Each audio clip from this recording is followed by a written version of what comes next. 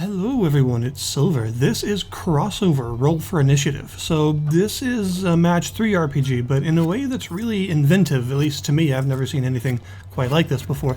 The idea is that you are a DM, or a GM, or a storyteller, or whatever your pen and paper role-playing version is, depending on what you play. The big nerd that kills all the players and laughs about it.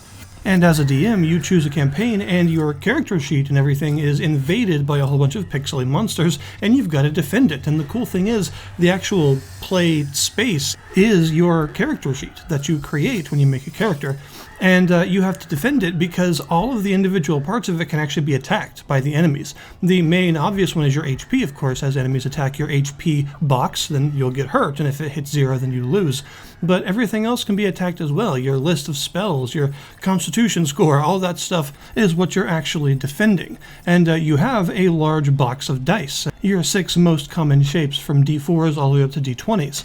And you gotta match them in a match 3 style of setup in order to actually get the dice that you match, which you will then use to fuel your spells and weapons to defend your character sheet. And everything is very direct. All of your equipment and stuff will use the number of dice that you would expect depending on what it does. So a axe that does 2d12 damage will cost 2d12s to actually cast it.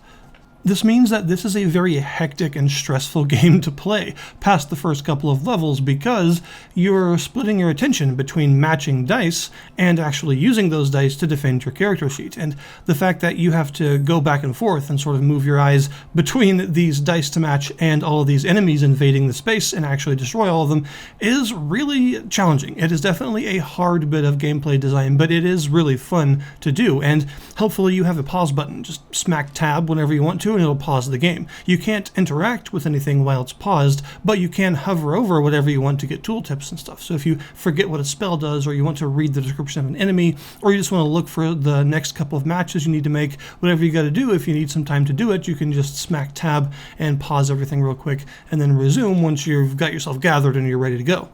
So you start off by choosing a sort of box set, and there are 2 different ones currently available. There's a fantasy one and a sci-fi one, and it completely changes the theming of everything depending on which one you're playing, which is pretty cool. And each one of those boxes has several campaigns within it, and each campaign is a whole bunch of different levels. And each campaign starts at a different character level, so in more advanced campaigns you'll start with more advanced stuff. Once you choose a campaign, you'll have to roll up a character, and there will be 6 different character races and 6 different classes for you to choose from, although which 6 depends on the campaign. So even among the, say, the fantasy one, you don't get the same fantasy races and classes each time. They're a bit different, so you have to choose whichever ones you want. Although at first, only 4 of each will be unlocked, and you can use the meta currency, these gems that you get from progressing through the levels, to unlock the rest of the options. Once you choose your race and class, you'll have a starting spread of stats that you can re-roll until you get what you think is a good start, and you'll also, of course, have different starting gear depending on the class that you choose. And also each class has a different maximum of each of the gear types that they can hold. This means there are quite a few ways to build your character, and there's a surprising amount of gear and spell variety in the game. There's actually a lot for you to find. Your weapons are dependent on strength for their bonus damage, as well as dexterity for their cooldown speed. And they often attack in small circles, some bigger than others, like say a huge two-handed axe might have a really big attack radius, but like a small broadsword might be much smaller. Your spells, on the other hand, use intelligence for bonus damage and wisdom for their cooldowns. Spells often have longer cooldowns than weapons by default, so you need a lot of wisdom to make them viable, but they're often quite powerful, and they have all sorts of different forms they can take, from big instant hit radius explosions to constant beams that you can direct around with the mouse to projectiles that you have to actually lead your targets with depending on the speed of the projectile and how far the enemies are from the name of the spell on your list. Because if you're using like a bow or a crossbow or a projectile firing spell, the projectile actually originates from the name of that spell or weapon on the list on your character sheet and has to physically cross the rest of the sheet to reach the enemy. You also have mercenaries that a lot of characters can use, which are really useful, but they cost your gold to hire. When you hire one, they stick around on your character sheet for a while and attack enemies on their own. This is, of course, really nice because they all have a different, usually pretty large radius that they'll patrol within, and being able to lay 1 or 2 of these guys down and then go back to matching or something while these autonomously take care of the enemies is a really nice thing, especially in later levels that have really large hordes of enemies. They just allow you to sort of split your attention away from the sheet for a little while to match if you need to, which is nice since you're going to need all those dice to power all of your weapons and spells and stuff.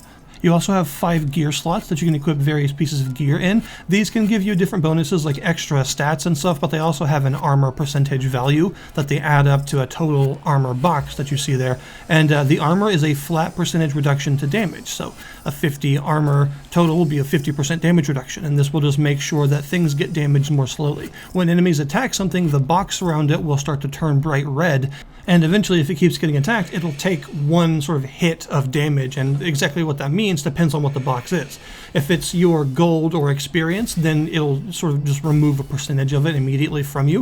If it's your health, you'll obviously take direct health damage. If it's one of your ability scores, they will knock a point off of it each time this happens, and will make you weaker. And if it's one of your gear or usable item windows, then it will just cross out one of them for the rest of the match and prevent you from using it. If it's one of your equipped gear pieces, then it will cancel it out, and whatever benefits it gives you, including the armor total, will be unavailable. But all of your stuff gets repaired in between matches. So if you lose a bunch of constitution and your chest armor breaks, then if you win, then it'll be repaired back to full. Matching stuff is obviously a really important part of the gameplay, and you're going to be constantly matching, going back and forth. And in fact, if you have a weapon or spell primed, you can still match things without canceling the weapon or spell. And this is clearly a deliberate choice to help you be able to snap back and forth between the two areas of the screen in order to quickly match and then quickly shoot something in the face if you need to. You have a pool at the bottom right there of all the different dice types that you can have, and you just add to that pool by matching them, and you get the exact number that you matched. But matches of 4 or more will create this sort of wave effect on the screen that will damage enemies that it hits, and if you keep getting like cascading matches, it'll create a more powerful wave, and eventually it can heal you. And the interesting thing about that heal is that it can actually put you above your normal maximum HP. In addition to being able to spend the dice on all your various pieces of gear, you also have these things called dice ultras that are really easy to forget that you have. I always forget about them and like almost never use them. Once you get a certain threshold, one of those dice down there will start to glow. This means you can click it to consume a certain number of them to do an effect. There is a generic dice ultra that just does a bunch of damage to everything on screen, but there are also race and class specific ones that you will have access to depending on what you're playing. When you first start a level, you'll have a sort of grace period of 11 seconds plus whatever you roll on a d6 in order to match. You just have a free time to match stuff and get started because, of course, you start with no dice at all, so you got to get matching quickly. And then waves of enemies will start to spawn after that. You can see in the sort of left side of the screen how many total enemies are in the level. It doesn't tell you how many are in each wave, but it does let you know how many are left until the end, which is still useful. And they spawn in pretty large waves, depending on how far along in the campaign you are, and between each wave you will also have a bit of a grace period to do some extra matching, usually about 10 seconds or so, and then eventually the final wave will spawn, and if you're able to kill all of them without having your HP reduced to 0, then you will win that level. After you win a level, you will have all of the extra dice you didn't use totaled up and given to you as some gold, as well as sometimes get some of those gems that you can spend outside of the campaigns for unlocking stuff. Also, after you win, you'll get a choice of 4 different things. You'll be able to choose either to get some gold, to get a new mercenary, a new spell, or a new weapon. And you can only choose one of those things each time.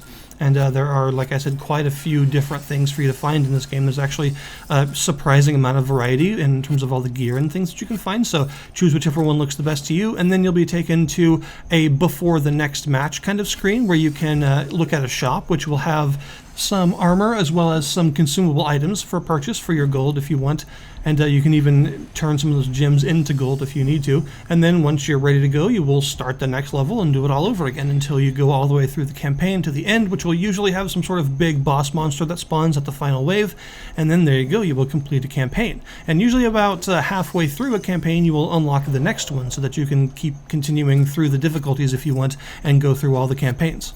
The weapons and spells are a lot of fun to use. They have a good amount of sort of satisfaction to them, you know, sweeping through large crowds of enemies trying to attack your intelligence score or whatever actually feels really good. It's a neat way to present the game. In fact, I would say that overall its presentation is one of its best points. The way that the music works and the way that the dice matching feels and the way that everything is based around this physical character sheet, which does change its shape depending on what campaign you're on, by the way. And the fact that these sci-fi levels have a completely different aesthetic with, instead of spells, they have like orbital support weapons, and everything is sort of digital and blue, and the dice have like a different border and all sorts of stuff like that. They've put a lot of effort into the presentation of this game. Even the portals look different. The fantasy portals are like ovular hell portals, whereas the sci-fi ones are all square and digital looking. You can tell they've put a lot of thought into how to present this game, make it feel like you're actually at a tabletop with these sheets in front of you and defending them from pixely monsters. It's a seriously impressive amount of effort in terms of the presentation to get things looking and sounding and feeling like they should. There's even some nice campaign art and stuff that you'll see in between the levels. There's like a map that you will be traveling across, as well as some sort of freeze frame art for various moments before each level. And also there will sometimes be some kind of Slay the Spire style multiple choice events that pop up and allow you to get some extra gear or some extra stats, or sometimes lose things depending on what you choose. And these also have their own sort of black and white art that looks right out of like an old manual. And this strong presentation continues inside the matches as well, because each level, if it has like weather effects or some sort of location-specific effect, they'll actually physically pop up while you're playing. So if it's snowing, then you'll actually see the snow while you're matching dice. Or if you're outside of a big castle, then it'll have like a pop-up book-style castle that'll appear on the gameplay area above your character sheet and things like that. There's just a lot of little details that show there's a lot of love and attention put into this game. Really, the only thing I can say as far as something that I'd like to see that isn't here would be workshop support, Steam Workshop support, because the ability to craft your own weapons and spells and props and campaigns and stuff would be really neat and would help with the longevity of the game a lot. And I think it would be super cool to see something like that, although of course I have no idea if that's actually a viable thing to do, but it is neat. It would be a neat idea for sure. And the final point in the game's favor is, despite all this variety and the huge number of like weapons and spells to find and the large number of campaigns to do, there are like 16 campaigns, each having anywhere from like 6 to 10 levels.